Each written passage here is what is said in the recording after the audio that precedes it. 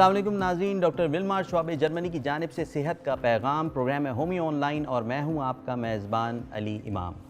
नाज़रीन, ये प्रोग्राम शोबे के फेसबुक पेज और यूट्यूब चैनल पर आप हर महीने देख पाते हैं। मुल्क के मायनाज़ होम्योपैथिक डॉक्टर्स होम्योपैथी के मुताल्लिक़ मुस्तनद और अहम मालूमात आप तक पहुँचाते हैं। होमियो ऑनलाइन में आज एक बहुत अहम मौजू पर हम गुफ्तगू करने जा रहे हैं और उसके लिए हमने अपने स्टूडियोज़ में हमारे मुल्क के मायनाज़ होम्योपैथिक डॉक्टर जनाब इलाही बख्श साहब को दावत दी है। अस्सलाम वालेकुम डॉक्टर साहब, कैसे मिजाज हैं? बहुत शुक्रिया आपकी आमद का। और डॉक्टर साहब, आज हम बेसिकली ग़िज़ा बतौर दवा और होम्योपैथी एक बहुत ही इम्पॉर्टेंट मौजू है जिस पे बात करने जा रहे हैं। और जो हमारे पास जो पहला सवाल है कि जब हम ग़िज़ा की बात करते हैं तो हमारी जहन में जो बात आती है वो सिर्फ भूख मिटाने की हद तक आती है, जबकि अगर हम गुफ्तगू का आगाज़ ग़िज़ा की बाबत आगाही से करें तो हमारे नाज़रीन को आप आज क्या बताना चाहेंगे? बिलाशुबा आपने दुरुस्त कहा कि जब हम ग़िज़ा की बात करते हैं तो भूख और ग़िज़ा चोली दामन का साथ नज़र आता है। लेकिन ग़िज़ा सिर्फ भूख ही नहीं मिटाती बल्कि हमारे जिस्म के तमाम आज़ा और तमाम निज़ाम को दुरुस्त तरीके से चलाने में भी मदद देती है। ठीक है। ग़िज़ा का दायरा वहाँ तक फैला हुआ है जहाँ तक हमारी सेहत है, यानी ये सिर्फ सेहत को बरकरार ही नहीं रखती बल्कि सेहत को बचाती भी है, सेहत को तहफ़्फ़ुज़ भी फराहम करती है। बस इन्हिसार इस पर है कि हम ग़िज़ा को किस तरह से इस्तेमाल करते हैं। सही। तो यूजुअली जो हमारे यहाँ जो एक लाएतदाली होना या ग़िज़ा में मियाना रवी का ना होना, इसके हवाले से जो अमराज हो सकते हैं उनके हवाले से आप क्या फरमाएंगे?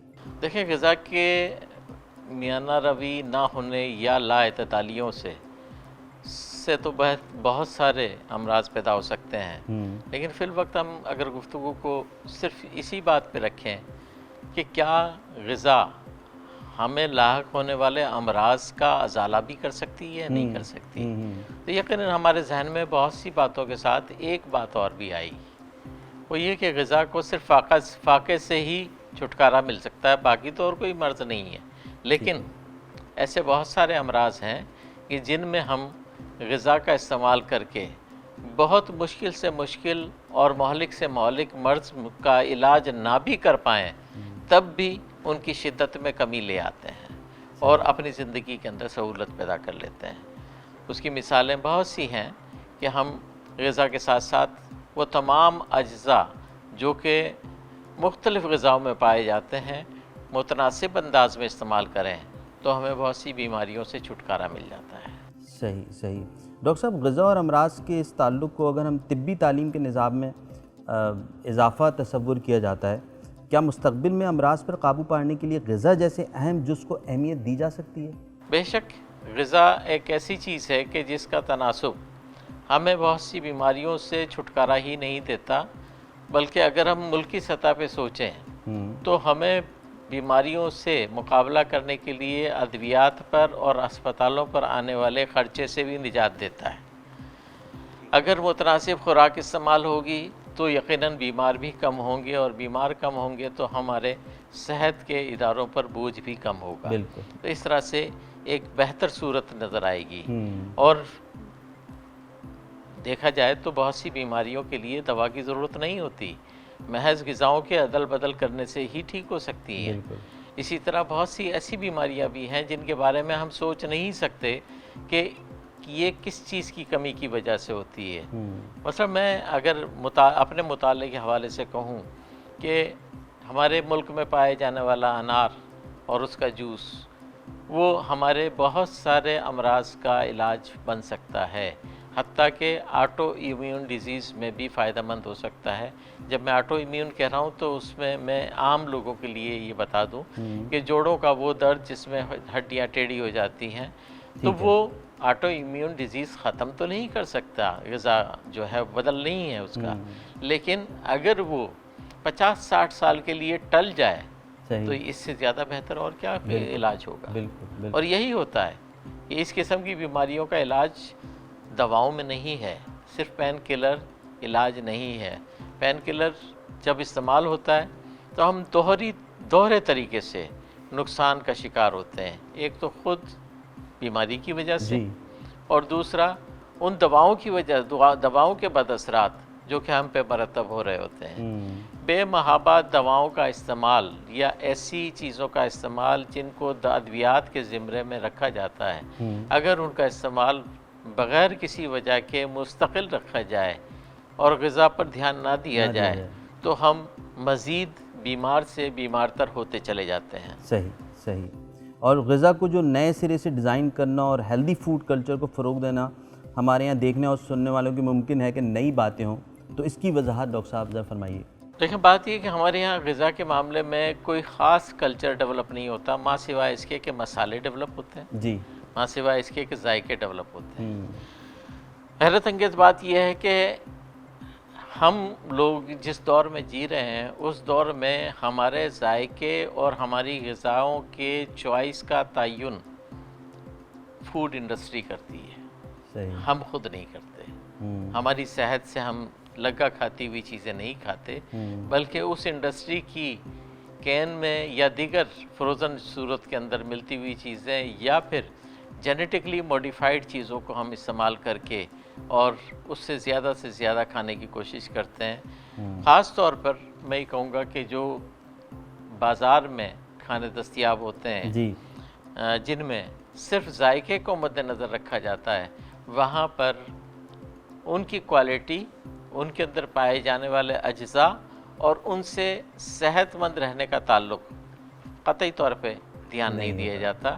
اور ضرورت اسی بات کی ہے کہ ہم مستقبل میں فوڈ کلچر کو اگر ڈیولپ کرنا چاہتے ہیں تو فوڈ کلچر میں اس بات کو یقینی بنانا ہوگا کہ ہم لوگ وہ چیزیں استعمال کریں جن سے صحت سے تعلق ہے، بالکل، ذائقے سے نہیں۔ ذائقے سے نہیں ہے۔ ذائقہ بے شک ایک اہمیت رکھتا ہے اور رغبت پیدا کرتا ہے، لیکن اگر ذائقے کو ہم مرغن سے مرغن اور مسالے سے مسالے دار بناتے چلے جائیں گے تو وہ ہماری صحت کو بجائے فائدے کے نقصان دیتا ہے۔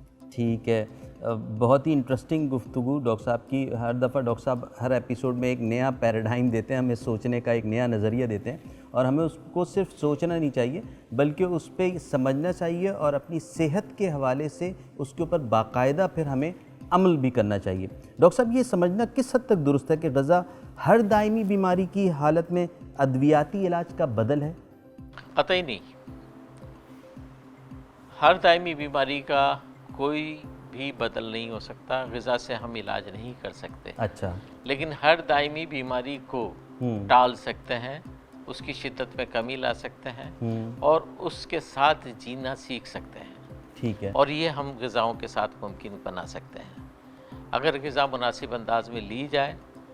جیسے اب مثال دوں کہ ذیابیطس بہت سارے لوگوں کو آپ نے دیکھا ہوگا ہو رہی ہے اور اس کے نمبر جو ہے وہ رائز ہو رہے ہیں۔ بالکل، کیا اس میں ہم مجبوراً غذا کو تبدیل کرنے پر مجبور نہیں ہو جاتے؟ صحیح، جب کسی چیز کو ہم مجبوراً کر رہے ہوتے ہیں تو اس کا مطلب یہ ہوتا ہے کہ وہ اب اس سے فرار حاصل نہیں رہا۔ لیکن اگر ہم خود سے اپنے اندر ایک کلچر ڈیولپ کر دیں گے کہ ان چیزوں سے جو ہے وہ بیماریاں یہ ڈیولپ ہو سکتی ہیں، یا ذیابیطس ہو سکتی ہے، یا جوڑوں میں درد بڑھ سکتے ہیں، یا ہمیں آٹو امیون ڈیزیز سے سابقہ پڑ سکتا ہے، تو ان سے خود بخود ہم محفوظ رہیں گے۔ اور الٹیمیٹلی جیسا کہ میں نے پہلے بتایا کہ ہم وہ برڈن بھی کم کر رہے ہوتے ہیں جو ہمارے ملک پر، ہمارے صحت کے اداروں پر ہو رہا ہوتا ہے۔ صحیح صحیح، بالکل صحیح۔ غذا صحت کو برقرار رکھنے اور بیماریوں کے علاج اور ہومیوپیتھی کے اصولوں کے تناظر میں ہمارے ناظرین کے لیے آپ کیا فرمائیں گے؟ دیکھیں، غذا کے حوالے سے ہومیوپیتھی نے بہت دھیان دیا ہے۔ اگر ہم ہانیمن کے کچھ اصولوں کا ذکر کریں تو بے جا نہ ہوگا جی، کہ کئی جگہ پر ہانیمن نے یہ کہا ہے کہ نام نہاد کرونک ڈیزیز جو کہ غذا کے غلط استعمال سے پیدا ہو جائیں، اس کا صاف مطلب ہے کہ بہت ساری ایسی بیماریاں بھی ہمارے سامنے آتی ہیں جو غذا کے خرابی کی وجہ سے ہو رہی ہوتی ہیں، لیکن ان کی جو شکل اور حیت ہے وہ کرونک ڈیزیز کی سی ہوتی ہے۔ صحیح، اس لیے ہم اس سے مس گائیڈ ہو جاتے ہیں اور ہم غذا پر دھیان نہیں دیتے۔ بالکل، اس لیے ہانیمن نے یہاں پر ایک اشارہ دے دیا کہ جن حالات میں بھی، جب بھی، جیسا بھی سائنس کا اسکوپ ہو، اس کے مطابق غذا کے بارے میں سوچا جائے۔ بہت شکریہ ڈاکٹر صاحب، بہت ہی مفید معلومات ہمارے ناظرین تک پہنچی، ایک دفعہ بہت شکریہ آپ کی آمد کا۔ ناظرین، اس کے ساتھ ہی ہومیو آن لائن کا وقت اپنے اختتام کو پہنچتا ہے۔